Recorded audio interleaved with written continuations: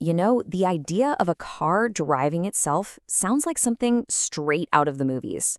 But that future is, well, it's a lot closer than you might think. So let's get into it. What does self-driving actually mean? We're going to break it all down in the next 5 minutes. And I'm not kidding about it being close. It's already here. Right now, in cities like Phoenix and San Francisco, you can literally pull out your phone, use an app, and have a car show up with nobody in the driver's seat. It's wild.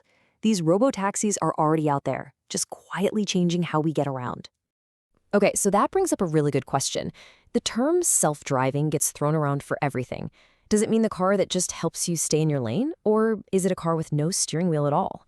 Well, the truth is, it's not a simple yes or no. It's more like a ladder with 6 different rungs. To get everyone on the same page, the Society of Automotive Engineers, or SAE, created this official framework. The best way to think about it is climbing a ladder. Every step you take up is a higher level of automation, and it means less and less work for you, the human driver. So here's the whole ladder at a glance. It starts at level 0, your classic no-frills car, and goes all the way up to the holy grail, level 5. But honestly, most of the interesting stuff, the things you're actually seeing on the road, it's all happening right there in the middle. So let's zoom in on those. All right, level 2. This is what you'll find in a ton of new cars today. Think of it as a really, really helpful co-pilot. You're on the highway and the car can handle the steering, the gas, and the brake all by itself. But, and this is the most important part, you are still the driver. Your hands have to be on the wheel, eyes on the road, and you have to be ready to jump in at any second. Now, the jump from level 2 to level 3 is a big one. This is the first time you can actually be eyes off. So picture this. You're in a traffic jam, the car takes over completely, and here's the kicker. The legal responsibility can actually shift to the car company. But it's called conditional for a reason. When the car tells you to take back over, you'd better be ready. Okay, this is where it gets truly driverless. A level 4 car can do everything by itself. No human needed. But there's a catch. It only works inside a specific pre-mapped area, which is called a geofence. Think of it like a digital fence. This is the tech behind those robo-taxis from companies like Waymo. Inside the zone, it's a true robot. Outside the zone, it can't operate. And at the very top of the ladder, we have level 5. This is the dream, right? A car that can drive you from a busy city to a cabin in the middle of nowhere during a blizzard, no problem. It wouldn't even need a steering wheel. It's an amazing goal, but pretty much everyone agrees we are still many, many years away from this becoming a reality. So if level 5 is still just a dream, what's actually happening right now? Well, it turns out the whole industry is kind of splitting off and going down 2 very different paths at the exact same time. It's really interesting how this is playing out. On one path, you have the cars that you and I buy. Here, the progress is slow and steady, just making those level 2 features better and better to make driving a bit easier, but you are always responsible.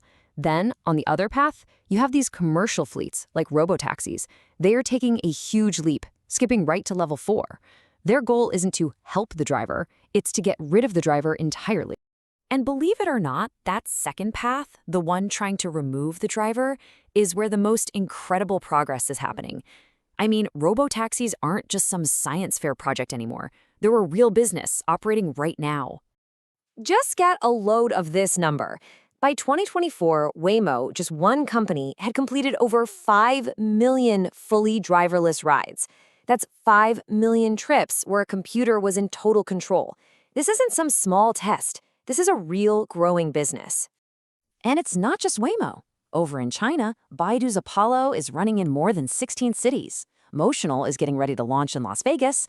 And you're seeing all these new partnerships like Lucid, Neuro, and Uber, all planning to launch soon. It's happening fast. So, if level 4 is already here in some cities, why can't we just, flip a switch and have it everywhere? Well, the road from where we are now to having this tech on every street is, let's just say, full of some pretty major roadblocks. It really boils down to 4 big hurdles. First, the tech still struggles with what they call edge cases. All the weird, unpredictable stuff, like a sudden hailstorm or a person acting erratically. Then there are the laws. We're still figuring out who's to blame when an AI crashes. A big one is public trust. A lot of people are still pretty nervous about this. And finally, for this to work everywhere, our roads themselves might need to get smarter. This quote from the World Economic Forum really puts things in perspective. For most of us, in the cars we actually own, things aren't going to change overnight. Those advanced Level 2 systems, that helpful co-pilot, that's going to be the norm for at least the next decade or so. So this all brings us to the really big question about our future. As these two paths keep developing, the car you own that helps you drive and the service you summon that drives for you, we're all going to have a choice. Is the future a smarter car in your garage or no car at all, just an app on your phone? The answer to that is going to shape our cities and our lives for years to come.